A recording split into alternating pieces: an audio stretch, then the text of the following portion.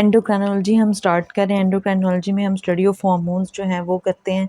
Hormones जो हमारे पास ductless gland से सिक्रीट होते हैं, ठीक है, उसको हम एंडोक्राइन सिस्टम कहते हैं।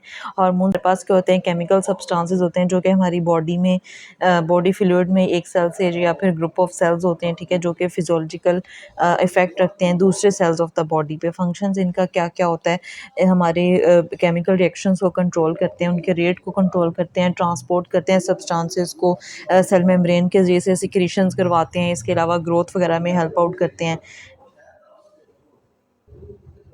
ग्लैंड्स में हमारे पास जो है वो 6-7 ग्लैंड्स इंपॉर्टेंट आते हैं। हमारे पास पिट्यूटरी ग्लैंड आता है, उसमें इंटीरियर और पोस्टीरियर पिट्यूटरी आता है। फिर एड्रिनल ग्लैंड आता है, उसमें कॉर्टेक्स आता है और मेडुला आता है। थायराइड ग्लैंड आता है। फिर हमारे पास ओवरीज, टेस्टिस, पैराथायरॉइड ग्लैंड वगैरह आता है, प्लेसेंटा आता है। ये सारे जो है हमारे पास ग्लैंड्स हैं जो कि सिक्रीशंस जो हैं वो रिलीज़ करते हैं। लेकिन हमने 5 इंपॉर्टेंट पढ़ने हैं ग्लैंड्स, ठीक है। उनमें सबसे पहले हम आज जो है वो थायराइड स्टार्ट करते हैं। थायराइड ग्लैंड की सबसे पहले हम एम्ब्रियोलॉजी करते हैं। एम्ब्रियोलॉजी में हमारे पास क्या होता है कि थायराइड डायवर्टिकुलम अराइज कहाँ से होता है, फ्लोर ऑफ द प्रिमिटिव फेरिंग से, और डिसेंड करता है नीचे नेक की तरफ, कनेक्ट करता है टंग से, कनेक्टेड होता है किस चीज़ के जरिए से, हमारे पास थायरोग्लोसल डक्ट होती है उसके ज़रिए से, जो कि बाद में डिसअपीयर हो जाती है और फिर हमारे पास समटाइम्स जो है सिस्ट के तौर पे काम करती है, या फिर अक्सर ये होता है कि पैरामिडल लोब बनाती है थायराइड का। अब जैसे यहाँ पे हम देख लेते हैं, हमारे पास फोरामेन सीकम है, ठीक है, और ये हमारे पास जो है वो एंडोडर्मल लेयर है। एंडोडर्मल जो है वो यहाँ से थिक होना शुरू हो जाती है, फर्दर थिकनेस होती है तो वो नीचे की तरफ वो मूव करती है, तो हमारे पास जो है वो थायरोग्लोसल डक्ट बनना शुरू हो जाती है। थायरोग्लोसल डक्ट जो है वो मज़ीद बाइफरकेट होती है। बाइफरकेशन से हमारे पास क्या होता है कि वो बाद में स्वेलिंग जो है वो स्टार्ट हो जाती है और वो मज़ीद स्वेल होती है। जब वो बाइफरकेशन के बाद स्वेलिंग होती है, मज़ीद बाइफरकेशन के बाद जो है वो स्वेलिंग होती है और फिर हमारे पास जो है थायराइड डिवेल्प होना शुरू हो जाता है। थायराइड जो है वो थायरोग्लोसल डक्ट से ही डिवेल्प होता है और यहाँ पे हमारे पास ये वाली जो हमारे पास फोरामेन सीकम और ये जो डक्ट होती है वो इस तरह से हमारे पास पैरामिडल लोब की तरह जो है वो उसकी प्रेजेंट होती है, और ये दोनों हमारे पास जो है वो थायराइड की लोब्स बन जाते हैं और ये हमारे पास दरमियान में इस्थमस बन जाता है। अब हम यहाँ पे थोड़ी सी देख लेते हैं इसकी चीज़ें। फोरामेन सीकम जो है वो हमारे पास नॉर्मल रेमनेंट है थायरोग्लोसल डक्ट का, किस तरह से वो हमने देख लिया। फिर most common ectopic thyroid tissue site जो है वो हमारे पास टंग होती है, यानी लिंगुअल थायराइड होता है। रिमूवल में रिजल्ट अगर हम उसको रिमूव करें तो हाइपोथायराइडिज्म वगैरह हो सकता है। फिर 2 चीज़ें हमारे पास इसमें आती हैं, एक थायरोग्लोसल डक्ट आती है, दूसरा सर्वाइकल साइनस आता है।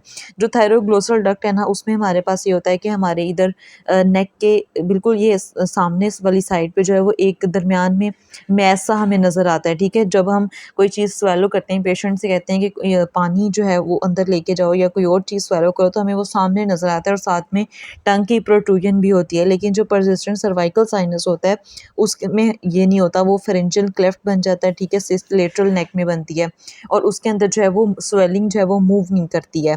फिर थायराइड फॉलिक्यूलर सेल्स आ जाते हैं, पैराफॉलिक्यूलर सेल्स होते हैं, वो जो है हमारे पास एंडोडर्म से डिराइव होते हैं। यहाँ पे हम ये मज़ीद देख लेते हैं इसको। फोरामेन सीकम होता है हमारे पास, इधर फोरामेन सीकम के पास बाद जो है हमारे पास ये जो अगर थायराइड थायरोग्लोसल डक्ट जो है वो रहती है तो परसिस्टेंट थायरोग्लोसल डक्ट है, और यहाँ पे ये हमारे पास थायराइड होता है। थायराइड के दोनों लोब्स हैं और ये दरमियान में हमारे पास जो है वो इस्थमस है, ये ट्रैकिया है और फिर ये थाइमस और बाकी सारा स्ट्रक्चर आता है। हमारे पास जो है वो थायराइड थायराइड की फिजियोलॉजी, थायराइड ग्लैंड की हम फिजियोलॉजी देख लेते हैं कि हमारे पास इसमें कौन कौन सी चीज़ें आती हैं। थायराइड ग्लैंड जो है वो ट्रेकिया के दोनों साइड्स पे प्रेजेंट होता है, एक तो ये चीज़, दूसरा 2 टाइप्स ऑफ सेल्स जो है वो प्रोड्यूस करता है। 2 टाइप्स ऑफ सेल्स प्रोड्यूस करता है, एक हमारे पास जो है वो फॉलिक्यूलर सेल्स होते हैं और दूसरा हमारे पास जो है वो पैराफॉलिक्यूलर सेल्स होते हैं। जो फॉलिक्यूलर सेल्स हैं वो T3 और T4 प्रोड्यूस करेंगे, और जो पैराफॉलिक्यूलर सेल्स है वो हमारे पास कैल्सीटोनिन जो है वो उसको प्रोड्यूस करेगा। जो T3 T4 है ये हमारे पास बेसल मेटाबॉलिक रेट को कंट्रोल करेंगे, और जो कैल्सीटोनिन है ना, ये कैल्शियम की रेगुलेशन में हेल्प आउट करता है। अब हम देखते हैं कि हमारे पास सिंथेसिस किस तरह से होती है T3 और T4 की।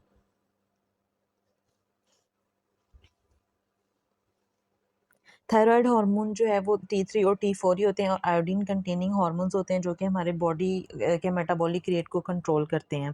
सिंथेसिस किस तरह से होगी T3 T4 की, हमारे ये फॉलिक्यूलर सेल्स जो है वो सिंथेसाइज करेंगे T3 और T4 को, और इसके लिए हमें क्या क्या चाहिए होगा, हमारे पास जो है वो आयोडीन आयोडीन चाहिए होती है डाइट में, और एंजाइम जो हमें चाहिए होता है वो हमारे पास होता है थायराइड परऑक्सीडेज।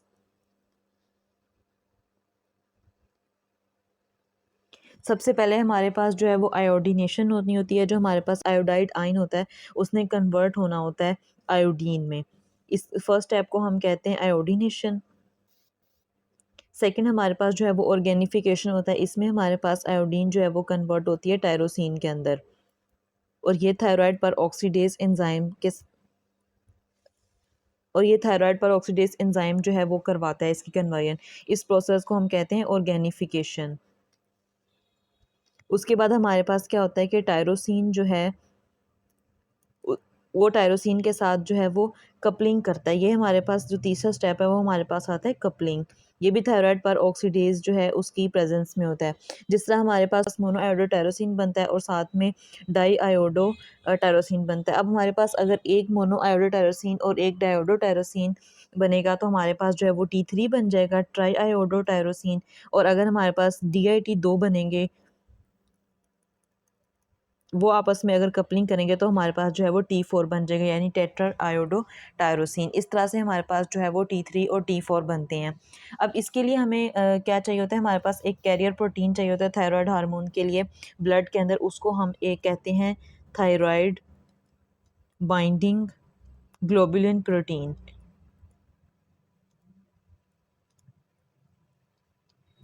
इसको हम कहते हैं, ये हमारे पास TBG है। इसके अलावा हमारे पास जो थायराइड हार्मोन के लिए रिसेप्टर्स होते हैं वो हमारे पास इंट्रा न्यूक्लियर रिसेप्टर्स होते हैं, और इंट्रान्यूक्लियर रिसेप्टर होते हैं। अब हम देख लेते हैं कि T3 और T4 में जो है वो क्या डिफरेंस होता है। T3 जो है वो हमारे पास एक्टिव फॉर्म होती है, ठीक है, और जो T4 है वो हमारे पास जो है वो इनएक्टिव फॉर्म में प्रेजेंट होता है। T3 जो है वो शॉर्ट एक्टिंग होता है और T4 जो है वो लॉन्ग एक्टिंग होता है। इसके अलावा हमारे पास हाफ़ लाइफ जो है वो T3 की हाफ़ लाइफ शॉर्ट होती है और T4 की जो हाफ़ लाइफ लॉन्ग होती है। और 7% जो है वो T3 ब्लड में होता है और 93% जो है वो T4 हमारे पास ब्लड में होगा। अब इसके अलावा हमारे पास फंक्शन हम देख लेते हैं, थायराइड के फंक्शंस कौन कौन से हैं। फंक्शंस जो है हमारे पास 6 फंक्शंस आते हैं और 6 B's हमने इसमें याद रखने होते हैं। एक तो ये ब्रेन मेचुरेशन में हेल्प करता है, दूसरा बोन ग्रोथ मेटाबॉलिज्म में,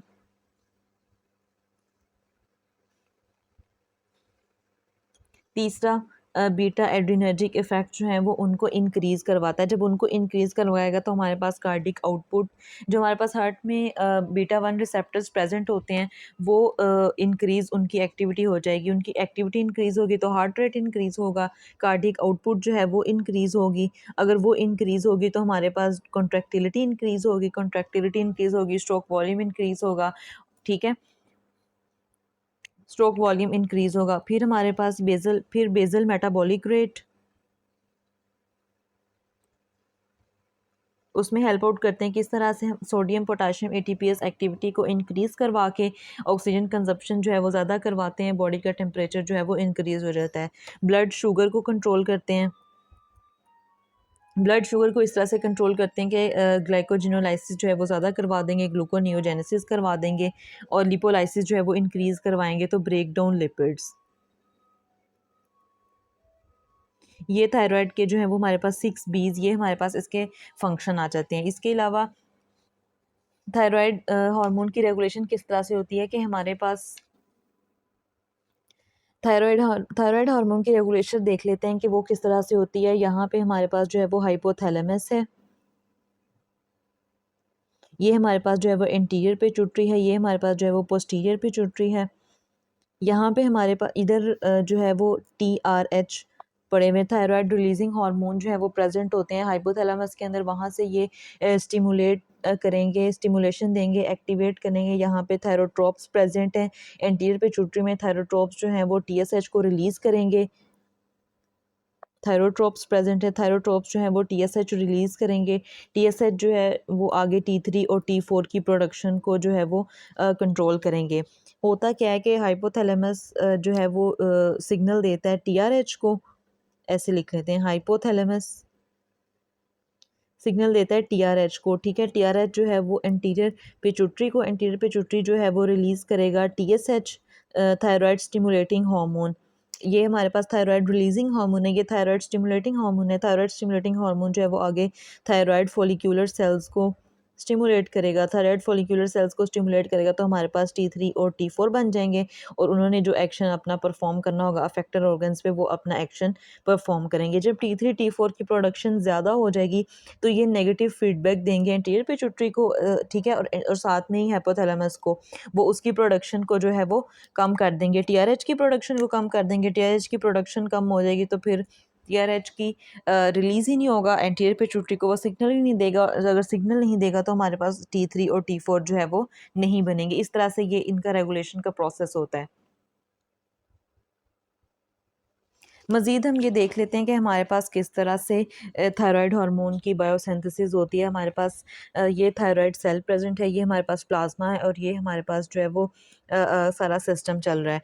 यहाँ से क्या होता है कि सबसे पहले हमने पढ़ा स्टेप था कि हमारे पास आयोडीनेशन होती है, ठीक है, आयोडाइड अपटेक होता है, पर ऑक्सीडेज एंजाइम जो है वो उसको कन्वर्ट करता है आयोडीन के अंदर। This is the first step. Then second step हमारे पास अमाइनो एसिड्स होते हैं, तो अब थायरोग्लोबुलिन ने भी तो सिंथेसाइज होना है ना, दैट इज़ प्रोटीन। तो प्रोटीन किस तरह से सेंसाइज होती है कि हमारे पास अमाइनो एसिड्स जो हैं वो जाते हैं ग्लोबुलिन के साथ, ठीक है, थायरोग्लोबुलिन अटैच होता है और फिर हमारे पास टायरोसिन रेजिड्यूज जो हैं वो बन जाते हैं। थर्ड स्टेप हमारे पास आयोडीनेशन है, ये आयोडीनेशन होगी यानी आयोडीन जो है वो फिर जाता है इसके अंदर और साथ में अटैच होता है। अब आयोडीनेशन और टायरोसिन जो है वो अटैच होते हैं, अटैच होने के बाद हमारे पास कंडेंसेशन का प्रोसेस आता है। कंडेंसेशन किस तरह से होगी कि हमारे पास T3 और T4 बनते हैं, यहाँ पे मोनो आयोडोटायरोसिन और डाई आयोडोटायरोसिन ये मिलेंगे तो T3 बन जाएगा, और अगर हमारे पास जो है वो डाई आयोडोटायरोसिन और फिर डाई आयोडोटायरोसिन बनेंगे तो ये हमारे पास जो है वो टेट्रा आयोडोटायरोसिन बन जाएगा, T4 बन जाएगा, T3 और T4 बन जाएंगे, और फिर ये proteolytic enzyme of release of hormones, फिर जब ये हार्मोन बन जाते हैं तो ये रिलीज हो जाते हैं, ठीक है। एलिवेटेड आयोडीन जो है वो इस प्रोसेस को जो है इनहिबिट करता है, तो T3 और T4 जो है वो हमारे पास बन जाएंगे। T4 जो है वो हम उसको थायरोक्सिन भी कहते हैं।